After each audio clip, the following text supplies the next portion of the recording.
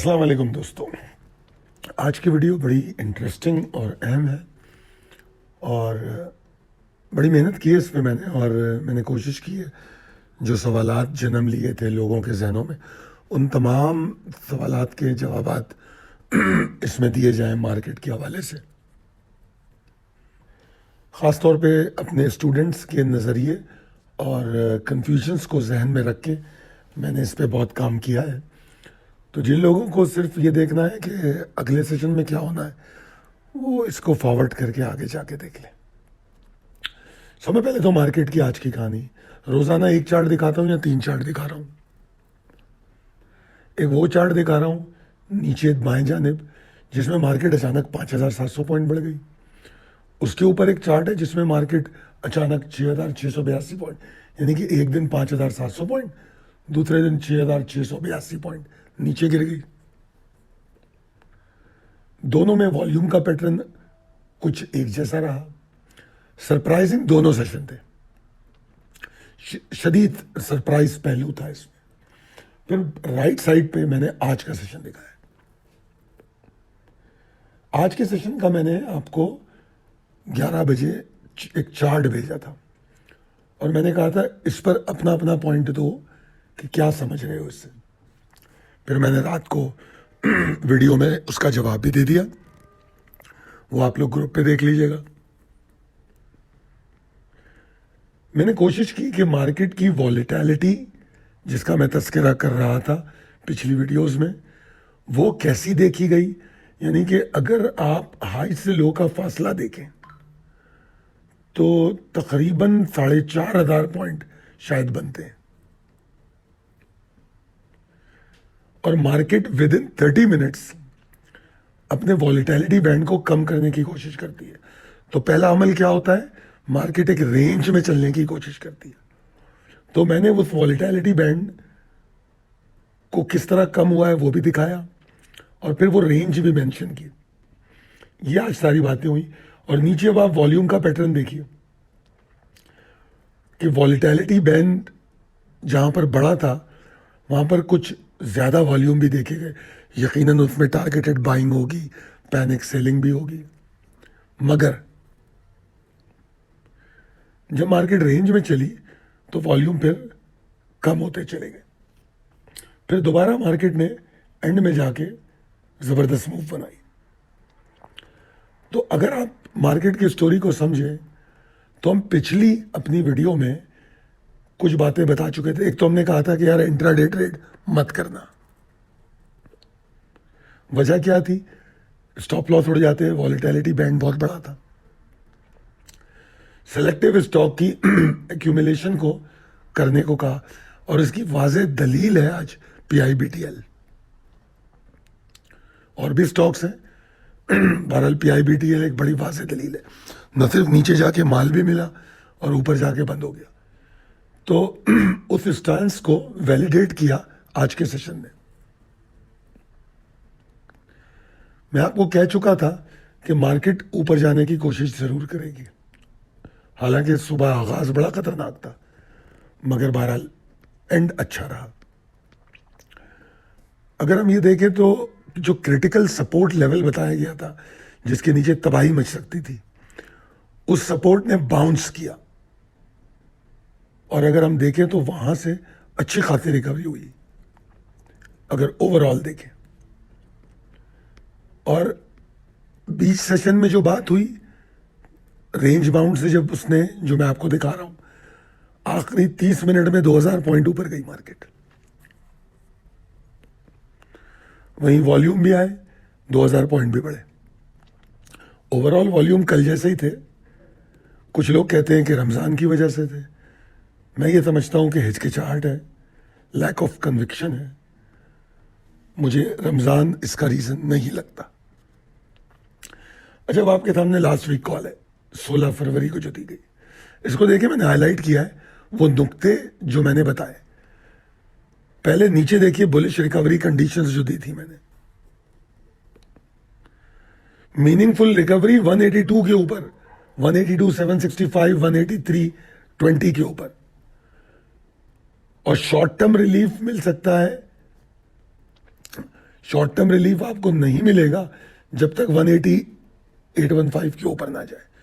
और आखिरी पॉइंट उसमें यह दिया कि बुल्स अफोर्ड ही नहीं कर सकते 179,535 के नीचे। अब वीकली हाई देख लें 179,969। बेसिकली मार्केट खुली और नीचे चली गई जबरदस्त तरीके से। तो जो मिनिमम लेवल था कि बुल्स अफोर्ड ही नहीं कर सकते, वो लेवल रुका ही नहीं। तो फिर बचा क्या? मतलब इतना अलग अलग करके ये बात समझाई गई थी कि रिकवरी कंडीशंस क्या होंगी, कैसे होंगी। अगर इतना बताने के बाद भी हम फैसले नहीं कर सके तो इसमें गलती किसकी हो सकती है? फिर एग्रेशन की बात की गई, बियरिश कंटिन्यूएशन ट्रिगर्स जहां बताए गए। पहले 179-270 कि इसके नीचे प्रेशर इंटैक्ट हो जाएगा, और 178-655 तोड़ के मार्केट में जबरदस्त प्रेशर आएगा, वॉलेटिलिटी एक्सपेंड होगी और बहुत परेशानी होगी। आपको केयरफुल रहना पड़ेगा अपनी लॉट साइज में और पोजीशन क्लियर करने में, एग्जिट लेने में। और फिर एक स्ट्रेटेजी में दे रहा था कि एक्यूमुलेटेड स्टॉक को बेचेंगे हम। अब आप देखिए कि 178-655 तोड़ के मार्केट लो बनाती है 169,592 का। अंदाजा तो लगाएं कितने पॉइंट गिरते हैं वहां से। 70, 71, 72, यानी 7-8 हजार पॉइंट बनते हैं। 7-8 हजार पॉइंट उस एक लेवल से जो लो तक मार्केट जा रही है। तो बताने का मकसद ये था सारा कि अगर आप इसको समझें कि ये तमाम बातें बड़ी खुल के बयान की गई। हालांकि बुध को एक टेम्पररी ट्रैप आया जो मैं आपको पहले दिखा चुका हूं स्टोरी ऑफ द डे में, मार्केट की आज की कहानी में। मैंने जुमेरात को भी यह बात कही थी, या जुमे को कही है जुमेरात को, कि भाई ट्रैप जुमेरात को नहीं हुए, हम बुध को ट्रैप हुए जब मार्केट ऊपर गई, बनता नहीं था। और फिर 6,600 पॉइंट जुमेरात को नीचे। अब अगर आप ओवरऑल देखें तो वीक क्लोज हुआ है 3,578 पॉइंट के रिबाउंड के साथ अपने वीकली लो से। हालांकि क्लोजिंग अभी भी 6,434 पॉइंट नेगेटिव है, और मार्केट का टोटल बैंड जो है 10,377 का है, और हम अपने हिस्टोरिक हाई से 17,863 17,863 पॉइंट नीचे, मतलब 9.35% मार्केट गिरी है। बीच में इस हफ्ते में कुछ क्रैश की बातें भी हुई, लोगों ने कमेंट किया क्रैश का, तो क्रैश का लफ्ज तो मैं यूज ही नहीं करता। अब वो भी मैं दिखाऊंगा आपको। ये जो डिक्लाइन है 17,863 पॉइंट का, ये 4 तसलसल के साथ हफ्तों में देखने को मिला है। करेक्शन एक हेल्दियर साइन होती है किसी भी ट्रेंड के लिए। मंदी से पहले करेक्टिव वेव ही होती है। जब करेक्टिव वेव में सपोर्ट उसको रोक नहीं पाती, तब जाके हम मंदी में एंटर होते हैं। और आज जिस सपोर्ट की बात की गई थी, उसके बाद मैंने कहा था मंदी वैलिडेट हो रही है, तो आज तो हम बच गए। अब देखेंगे आने वाले हफ्ते में वो सपोर्ट बचती है या नहीं। फॉरेन फंड्स की एग्रेसिव सेलिंग थी, एग्रेसिव। सिर्फ इस हफ्ते की अगर हम सेलिंग देखें फॉरेन फंड की, तो 26 करोड़ 16 लाख डॉलर की है। सिर्फ नहीं, सॉरी, फरवरी के महीने में 26 करोड़ की हो गई है, और इस हफ्ते में 22 करोड़ 43 लाख की है। एग्रेसिव सेलिंग, जबकि लोकल फंड्स और इन्वेस्टर इन्फ्लोज दिखा रहे हैं। उनके इन्फ्लोज इतने ज्यादा तो नहीं है फॉरेन फंड्स के आउटफ्लोज के मुकाबले में, मगर बहरहाल इन्फ्लोज है। अब यहां मैंने आपको एक weekly wrap up compare and analyse में मुख्तलिफ चार्ट्स दिखाए। इसमें जो बेस चार्ट है वो मैंने पूरे एक साल का डेली चार्ट दिखाया है। उसमें 7 करेक्टिव वेव्स है, जो टोटल करेक्शन अगर उनकी जमा की जाए तो 52.62% बनती है। सब में बड़ी करेक्शन हुई थी 15.89% की 24 सेशन में, और ये समझ लें मार्च में हुई थी। उसके बाद फिर हुई करेक्शन 8.54% की 8 सेशन में, फिर 2.6, यानी कि हर करेक्शन के बाद मार्केट को ताकत मिली ऊपर जाने की। और इस तरह चलते चलते मार्केट फिर 7.25%, फिर 7.25% की 2 करेक्शन ली, ठीक है। उसके बाद फिर अभी रिसेंटली 3.89% की करेक्शन ली मैंने 4 सेशन में हुई। उसके बाद फिर एक बड़ी करेक्शन अब हुई 19 सेशन में। इसको भी हम अलग कर सकते हैं, क्योंकि एक करेक्शन में जो पुल बैक्स हुए हैं, अगर उस पुल बैक को हम हटा दें तो फिर वो 19 से भी कम हो जाएंगे सेशन। तो कैसे इसको क्रैश कहा जा सकता है? अगर क्रैश था तो मार्च 2025 में जो 24 सेशन में 15.89% मार्केट गिरी, क्या वो भी क्रैश था? अगर वो क्रैश था तो फिर भाई 191,000 पे मार्केट कैसे आ गई? तो थोड़ा सा जज्बातियत से निकल के मार्केट के स्ट्रक्चर को समझने की कोशिश कीजिए। फिर यहां मैंने आपको दाएं जानिब डेली चार्ट दिखाया है, जो मेरे ख्याल में 1.5-2 महीने का है। उसमें आप देखिए किस तरह मार्केट सपोर्ट एंड रेजिस्टेंस को बैलेंस कर रही है। और फिर आज जो लेवल टेस्ट किया है 170, 125, 169, 925 का, अब इस सपोर्ट की अहमियत कितनी शदीद हो गई है। इसके नीचे मंदी एस्टैब्लिश होती है, इतनी अहम है ये लेवल, इतना अहम है। फिर मैंने वीकली चार्ट भी दिखाया है जिसमें 4 सेशन की कंसिस्टेंसी है, जिसमें मैं वो रेजिस्टेंसेस भी दिखा रहा हूं जहां से बेहतर रिकवरी हो सकती है, जो मैंने कहा मीनिंगफुल रिकवरी, जिसको मैं आगे बता दूंगा आपको। फिर बाएं जानिब मैंने इस वीक के सेशन दिखाए। इस वीक के सेशन कितने अजीब व गरीब है। पीर और मंगल को देखें, फिर बुध को 5,700 ऊपर जाना, फिर जुमेरात को 6,600 नीचे आना, फिर जुम्मे को एक रिकवरी सपोर्ट से।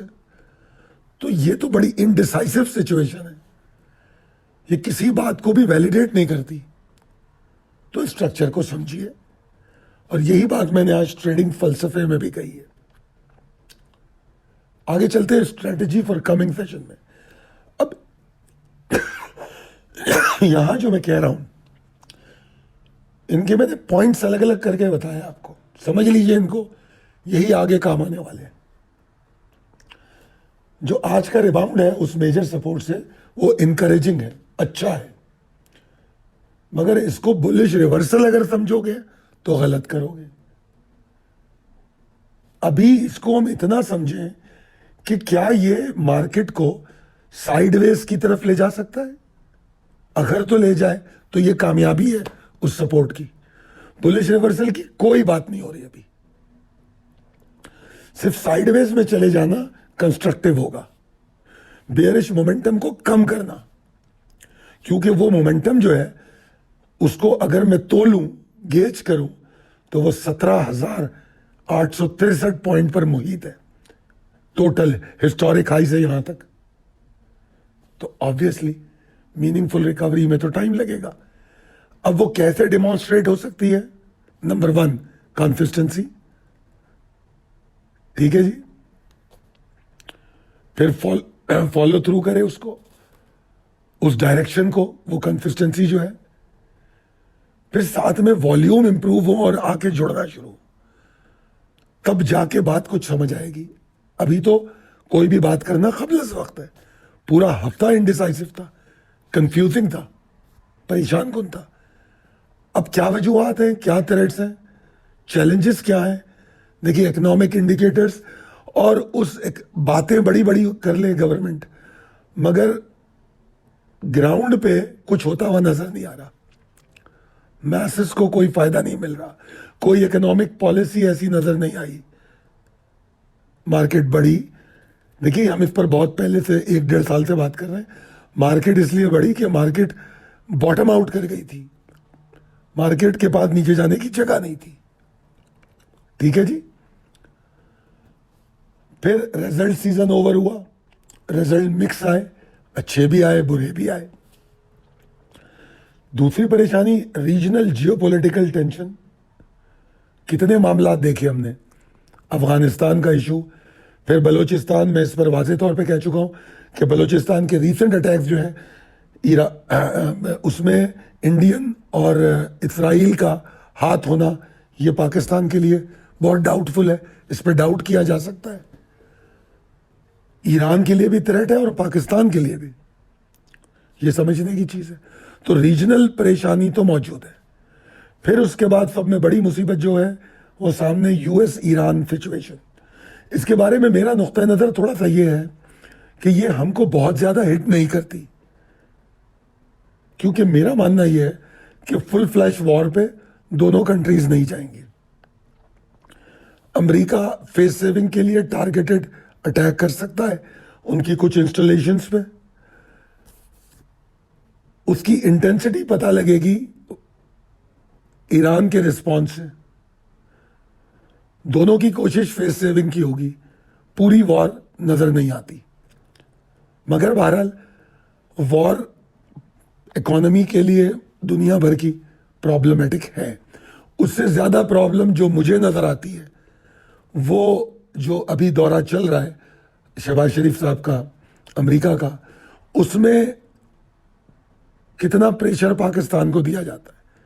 क्योंकि जितना पाकिस्तान को पैम्पर किया गया है पिछले चंद महीनों में, मेरे नुक्ता नज़र से वो मेंटली प्रिपेयर किया गया है प्रेशर डालने के लिए। मैं शुरू से ऐसा समझ रहा हूं, क्योंकि मैं ट्रंप साहब की किसी बात पे भरोसा नहीं कर सकता। तो मुझे ऐसा लगता है कि इतना पैम्पर करके अचानक प्रेशर डाला जा सकता है। अब वो गाजा के सिलसिले में हम कितना प्रेशर ले सकेंगे, वो हमारी मार्केट के लिए और मुल्क के हालात के लिए बहुत खतरनाक होगा। एक बलूचिस्तान वाला इशू और एक ये वाला इशू, मैं ईरान के इशू को इससे कम देखता हूं। ये मेरे नुक्ता नजर है, इससे आप लोग इख्तलाफ कर सकते हैं।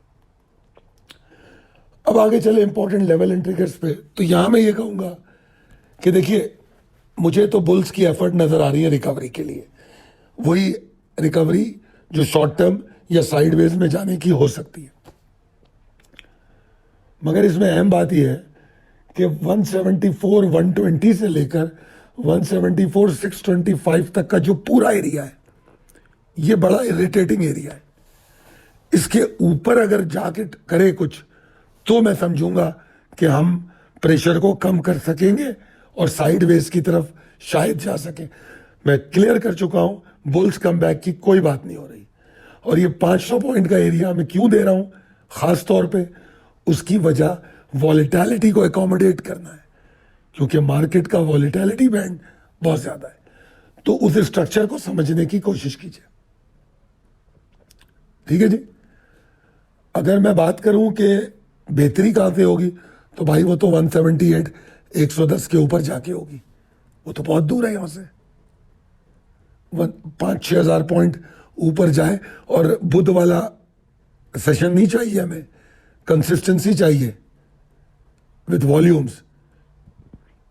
भले 178 पर हम 4 सेशन में पहुंचे, कोई फर्क नहीं पड़ता, कंसिस्टेंसी के साथ पहुंचे तब बात बनेगी। उसके बाद हम मीनिंगफुल रिकवरी के बारे में बात करेंगे। अभी तो उस पर बात करनी बेकार है। डाउनसाइड की बात मैं करूं तो परेशानी तो 172 885 के नीचे शुरू होती है, 172 505 के नीचे और बढ़ सकती है।